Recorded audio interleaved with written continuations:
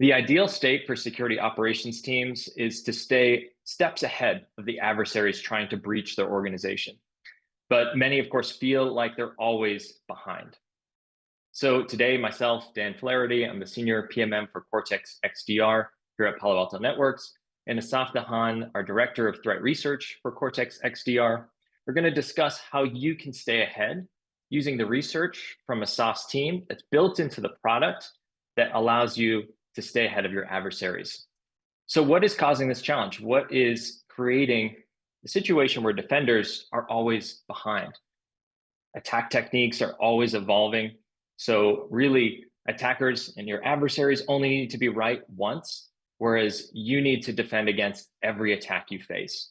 And then with generative AI, allowing for fast iteration on either phishing emails or malware code and exploits, the volume and variation is increasing dramatically. We've seen an increase over decades, and we're seeing another exponential jump now, again with Gen AI. Second, the detection engineering burden that many of you face, where you're having to look at the data sources that are coming into the SOC and writing your own rules and tuning your rules for detection based on the data that you have custom to your organization, custom to the behaviors that you see in your environment. And that takes a lot of time to write those detection rules. And it takes time away from investigation, response, and proactive threat hunting, the things that will really help you get ahead.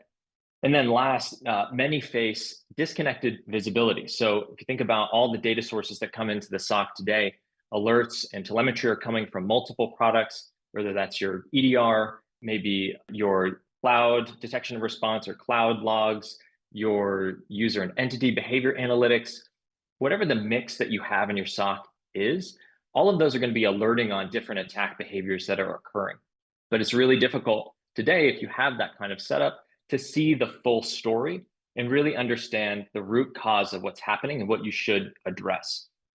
So what we're going to do in this session, and I'll introduce Asaf here, is look at a few examples of what's happening in the threat landscape today. You'll learn a bit about Asaf's team as well, and then discuss how we're building in this intelligence into our Cortex platform so that you automatically have the latest threat intelligence and the latest knowledge about adversary techniques and behavior to protect your organization without having to write your own detection rules and detect and defend against a lot less, because we're automatically taking care of so much more for you, allowing you to take a more proactive stance and stay ahead of your adversary. That's our goal.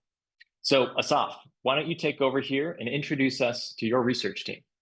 Thank you, Dan. I appreciate the warm and kind introduction. What I want to do now is give you some like an overview of what my team does. So let's begin with what we do on our day-to-day, right? So in a nutshell, the Cortex threat research team is entrusted with monitoring and tracking the ever-changing threat landscape. We aim not only to keep up with the latest trends in cybersecurity, but also to uncover threats that may be unknown, with the ultimate goal of improving Cortex XDR detection and prevention capabilities. So what we do on our day-to-day is monitor the threat landscape, look for new threats, new malware, campaigns, threat actors, and we have three main axes that we work on. The first one is APT nation states, so we're looking at superpowers and also smaller countries that are running espionage operations and other, could be also destructive attacks on behalf of a nation. The second axis is the cybercrime section, when we monitor all sorts of ransomware activity, cryptocurrency miners, banking Trojan, but basically financially motivated activity.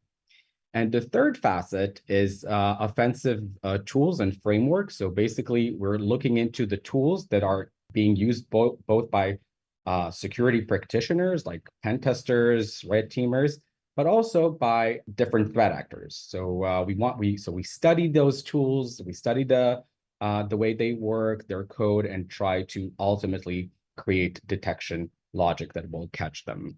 So the way we go about outpacing our adversaries is Usually we try to hunt for those unknown threats using our telemetry. Once we've identified a threat, we'll try to create some sort of detection or prevention, identify all sorts of these opportunities, and liaise with other teams within the Cortex research department or our engineering departments.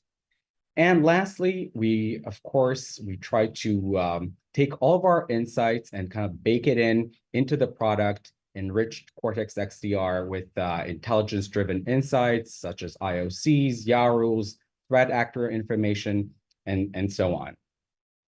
So here we can see a couple of examples that show how our research into different attack techniques is being translated into detection and prevention logic. So we have different alerts that were generated during a live incident, what we're seeing now, and that show a variety of techniques that we were working on. And so in this screenshot, you can see all these different techniques that we've observed in different instances all over the world, and they were translated later into a prevention and detection logic. In this example, you can see a screenshot of this giant process tree. It's taken from a very elaborate cybercrime attack that we investigated. And this attack involved multiple malware. We had their loaders, information stealers, crypto miners, and even ransomware. And all the red circles that you see are places where our detection logic was able to detect and or prevent the different stages of this attack. And this is made possible because we make it our priority to get very well acquainted with the threat landscape. Now, I want to also describe to you our researchers, their background, and what makes our research team quite unique. So the Cortex Threat Research Team is a multidisciplinary team of threat researchers coming from different backgrounds.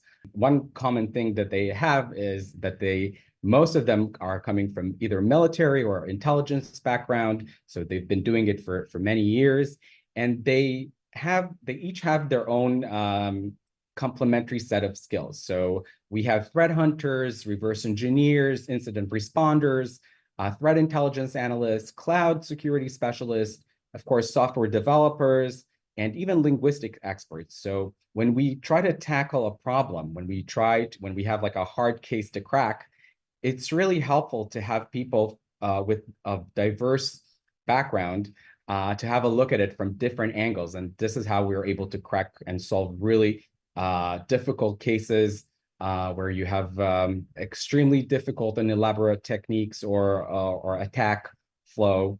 So this is how the team is built.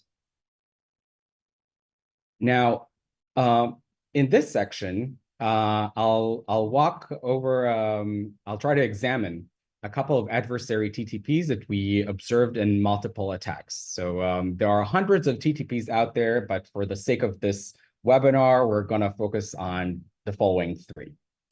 So we have DLL hijacking, abuse of legitimate cloud services, and creation of rogue users.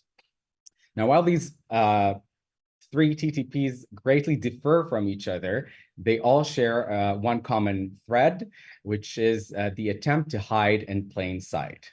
So let's double click on each of these techniques and see how they were used in real world attacks. So the first technique, and this is a personal favorite of mine, is called DLL hijacking of legitimate software. This is a widely used technique among threat actors, and for a good reason. It's been out there for a while, and because it can provide threat actors with a great deal of stealth. So to those of you who are not very familiar with DLL hijacking, in its essence, DLL hijacking enables attackers to run malicious code by tricking the operating system into loading a rogue DLL into the memory space of a legitimate process. So instead of loading a legitimate DLL, the attackers replace it with a malicious one. Then the malicious activity can be done or can be seen in the context of a trusted application. So if it's a trusted application, it's not going to draw too much attention. Now let's have a quick look at a really interesting example taken from an investigation that we conducted not too long ago. So what we see here on the left-hand side of the screen is an ESET product spawning multiple child processes and behaving in a way that it's not supposed to. So that was our first clue that something fishy was going on in this environment. Now, the second anomaly that we saw here is that it spawned a signed and trusted trend microprocess, which on its own was quite peculiar to us. Why would two competing vendors spawn each other? It doesn't make sense. We don't see it. I mean, I've never seen it before. And on top of that, the attackers changed the original name of the process from PWM Tower to conhost.exe in an attempt to masquerade as a legitimate Windows process. So when we had a closer look at this process, we saw that it loaded a rogue DLL called nw.dll. And after we examined the file, it turned out this DLL was actually a backdoor used by a Chinese APT group. Now, the fact that the threat actors chose to abuse an antivirus product is not a coincidence. They knew exactly what they were doing. So if you think about it, AV products are usually really trusted and there's no reason to suspect them, and they're even whitelisted. So the attackers were hoping that by operating from the memory space of a trusted AV product, antivirus product, they wouldn't get caught. But luckily for us and for our customers, our behavioral DLL hijacking module was able to catch this instance. So this is our first example. The second example that we have here is the abuse of cloud-based storage services for exfiltration. So one of the things that threat actors would usually do, especially if we're talking about espionage operations and stuff like that, is that they would want to exfiltrate in a stealthy manner the data that they stole. So you can see here at the top, their attempt to, first of all, enumerate and steal a whole lot files. Basically, they would grab any file with the extension of a Word document, spreadsheet, all sorts of images, PDF files. So basically, they were trying to grab everything that they could. The second stage was that they archived all of these files and put it in a central location. And the third step, and this is where it gets really interesting, is that they exfiltrated the data to a Dropbox account that they created beforehand. And this is where they were hoping to fly under the radar, because most, I guess, IT people or security people would not suspect Dropbox or websites like or services like Google Drive, GitHub to be malicious, right? So they can, in that way, they can blend into a legitimate traffic. If you think about an organization and how many people in a large organization are trying to reach Google Drive or Dropbox on a daily basis, it generates a lot of traffic. So in that way, the attackers could really kind of blend in and again, hide in plain sight.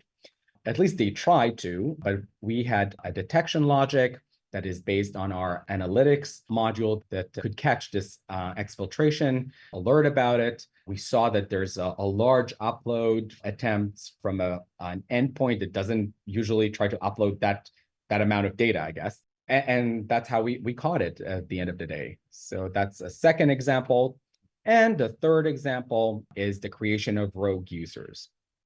So one of the things that attackers like to do is to create backup plans. So in case the operation is burned, in case they're caught and their activity is revealed, they like to keep a backdoor access. So there are multiple ways of doing it, but one of the ways that they like to do it is by creating rogue users. So typically it would be users that would, again, blend in and would look like, the Jane Doe, or like admin with one instead of I, like the typo squatting type of names.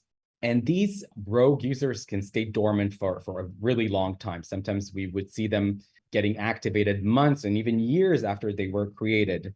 This is where we see it as like a caveat in some incident response practices over the years, that there's a lot of focus, like in the aftermath of a cyber incident or a breach. We see that there's a lot of focus on remediating the endpoint, like removing the malware, re-imaging the machine.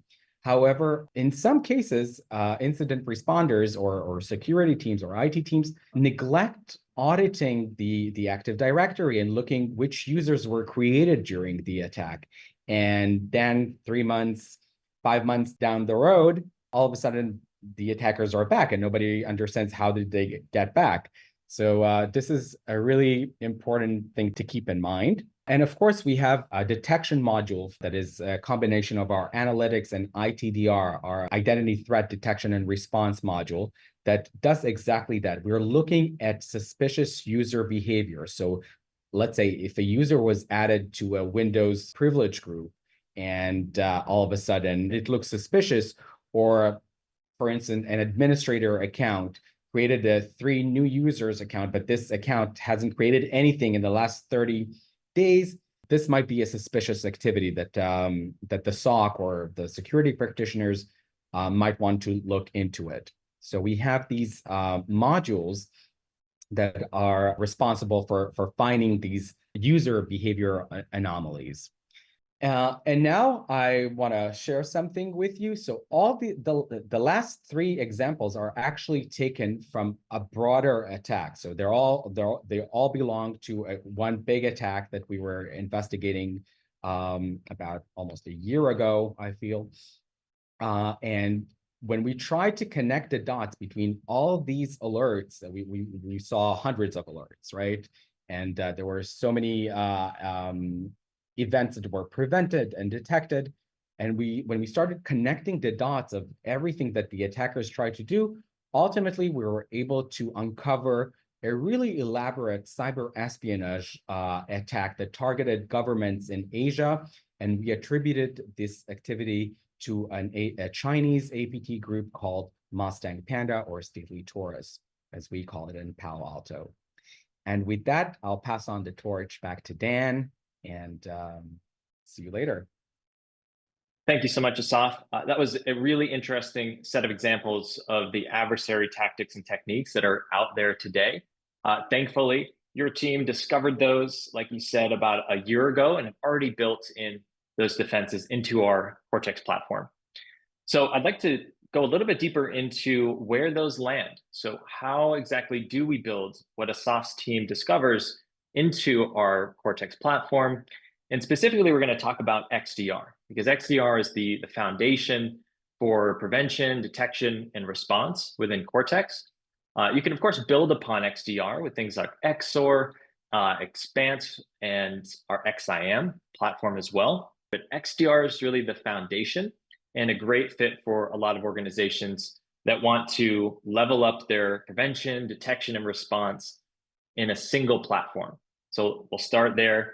Of course, as a foundation, XDR goes with you everywhere in the Cortex platform. So like I said, if you add other components or you're using XIM, you're still getting all of this. So it all still applies. Now, with XDR, we begin by preventing as much as we can at the endpoint. That is our first approach here.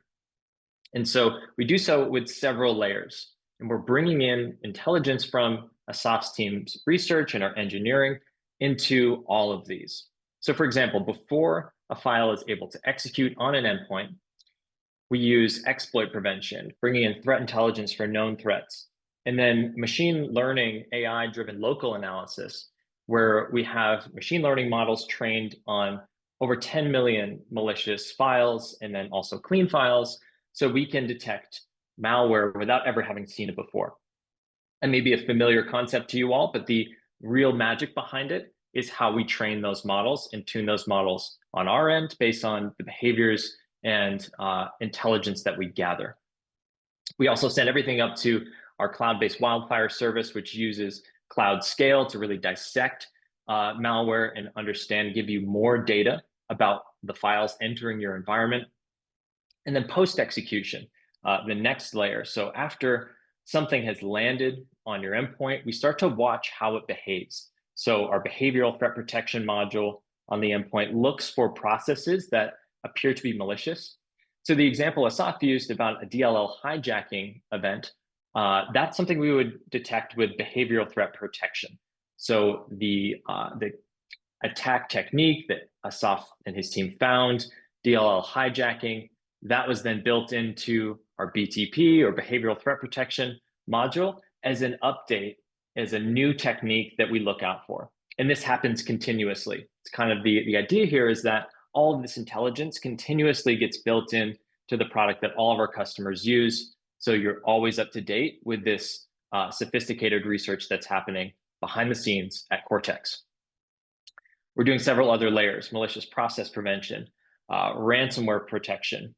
With ransomware, likely we're going to stop ransomware with one of these other layers before. So looking for an exploit initially, maybe we're able to detect it with AI or machine learning based local analysis, where we're looking for files that we haven't seen before and making a prediction about whether they're malware or not. But we also deploy decoy files so that we try to capture ransomware-like activity, process activity, and we can catch ransomware that way as well. But most likely we tend to prevent it prior to even needing those decoy files. And then things like shellcode prevention, network packet inspection, as additional layers to prevent as much as we can at the endpoint before the SOC takes over. So the idea here is that in aggregate, across all of these layers of prevention, we're giving you such a high volume of intelligence on every endpoint that you have, that we're able to be predictive and proactive about the adversary tactics and techniques that are used that hit your endpoints, so that we don't have to know everything up front. We're using a lot of machine learning models, as I mentioned, looking for types of behaviors.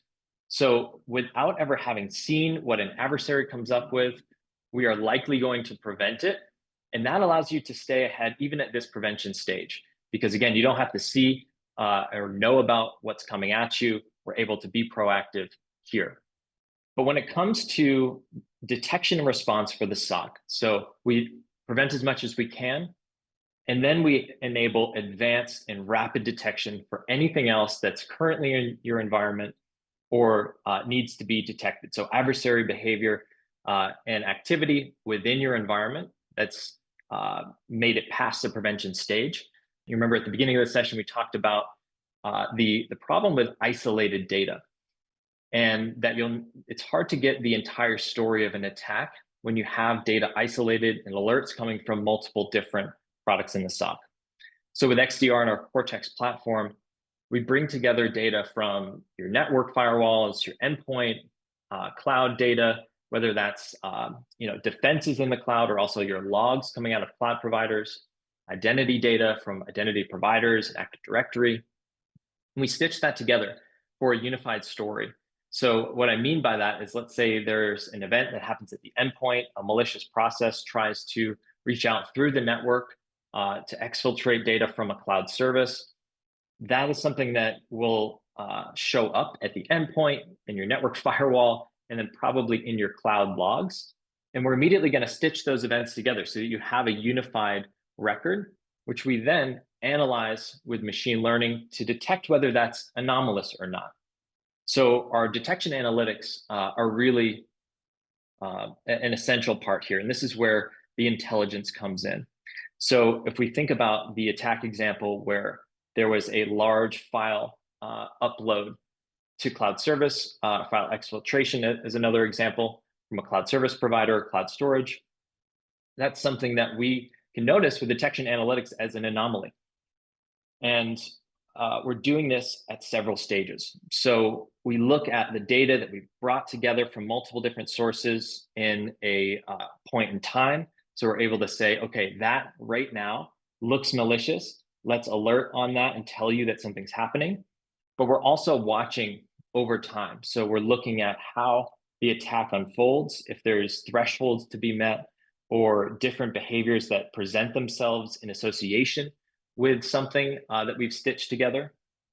We're going to continuously monitor with detection analytics to uncover that malicious behavior. So let's say a legitimate user account was the one that was handling data in that cloud service.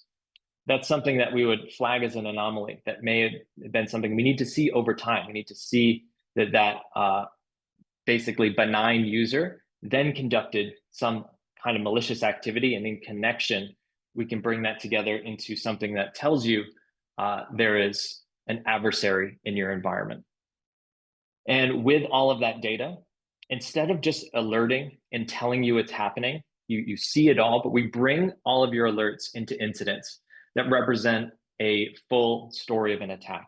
And so within that, we're giving you the root cause of what happened and the ability to rapidly respond. So you have a precise way to respond without triaging every alert that comes out of your SOC platform. So with the ability to detect malicious activity within your environment rapidly with these machine learning analytics, and then the additional, it's machine learning driven as well, capability to identify the root cause of a singular attack, that is what allows you to stay ahead of adversary behavior before it results in a breach, because you know what's happening and you know where it's happening and what to address first, so you can eliminate that activity before a breach occurs. And additionally, if you remember Asaf talking about that legitimate user creation, it was a backdoor. We look at identity sources of information to run identity threat detection and response. It's a part of XDR. So we're looking at it in two phases: initial access, like credential use, malicious use of credentials, and then the behavior of user accounts over time, compromised accounts and insider risk. So that privileged user that was created as kind of a backdoor waiting to be used is something that we would pick up on with privileged user monitoring. And so in the research that Asaf's team conducts, they see that kind of behavior. They work with our engineering to update our ITDR, Identity Threat Detection and Response module, to look out for that so that you're protected against what's happening out in the world. All of this together, again, just as a reminder, is part of XDR. So our philosophy here is to take a prevention first approach to endpoint security to prevent as much as we can from coming into the SOC and lowering your risk overall. Applying multiple phases of detection analytics to identify anomalies and detect adversaries very rapidly. And then also give you rapid investigation and response by correlating and bringing together all of the activity that's happening in your environment into singular attack stories with a root cause identified, so that you can go and stamp it out or take an automated response before a breach occurs. So you're staying ahead of the adversary ever reaching their goal. But that's all very conceptual up to this point. We do test this out to see how effective it is. And we do that through MITRE Ingenuity. We consider that the gold standard of testing in the industry. In the latest test, round 5, looked at the Turla APT group. So this is a Russia-based threat group targeting typically governments, high value IP organizations. And essentially what MITRE does is put vendors through a simulation of this kind of attack. So they'll simulate what a Turla attack would do, and then evaluate our ability to map what's happening back to the MITRE ATT&CK framework, which is tactics on the top, and that's more specific activity of techniques, as you see below on the right. So they're looking at our ability to prevent and detect the activity, and then also show our understanding of what's happening. So if we look at the spectrum to which we're measured in this kind of testing, they look at whether you can even see the activity at all, and maybe in some vendors don't, whether you have the telemetry mapped and associated with the attack that's happening, you just have the data.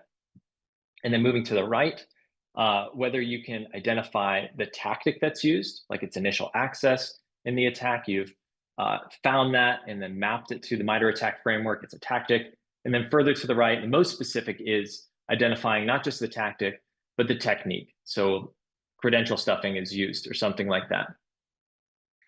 There are a few modifiers that are a part of this test to note. So you may have a delayed detection where maybe a threshold needs to be met, like a certain volume of data needs to be moved out of a cloud storage account, for example, in a certain period of time before that's flagged and that's allowed. And then allowed in the testing, and then configuration changes. So if we do the entire attack simulation, vendors are given the opportunity to change their configuration to try to do better. I'll note that we didn't have to do that to achieve the results that we achieved in this round. And so our detection results were essentially complete across the board. We detected every technique or every part of this attack simulation with the highest level of specificity in terms of mapping back to the attack framework. So we blocked everything, and then we also gave analysts essentially the most complete information possible about what was happening in their environment. So this purple, as you see, more specific, means that we mapped to the technique level. So all of that comes from, and our ability to do this at this level of specificity and understanding of attacks comes from Asaf's team's research and our engineering building in what we see in the threat landscape and the intelligence we collect back into the product so that you have this information at your fingertips. And so you can prevent as much as possible. You can detect attacks very quickly and completely and respond rapidly within your environment so that you're not spending as much time writing custom detection rules or triaging alerts. You have more time for proactive threat hunting, making sure your incident response practice is precise and timely and ahead of the adversary. So thank you for joining us in this talk about outpacing your adversary with these technologies and the incorporated research from the Cortex research team. Keep reading at unit42.paloaltonetworks.com for more research. Asaf's team publishes constantly on this topic and learn more about our Cortex platform, whether that's XDR, XSOAR, Expanse, or XIM. All of these capabilities, you will receive in XDR and XIM as part of your security operations practice. So again, thanks so much. That concludes our session. We appreciate your time, and please reach out to us if you have questions about the research, about XDR and our prevention, detection, and response capabilities. Look forward to working with you. Thank you.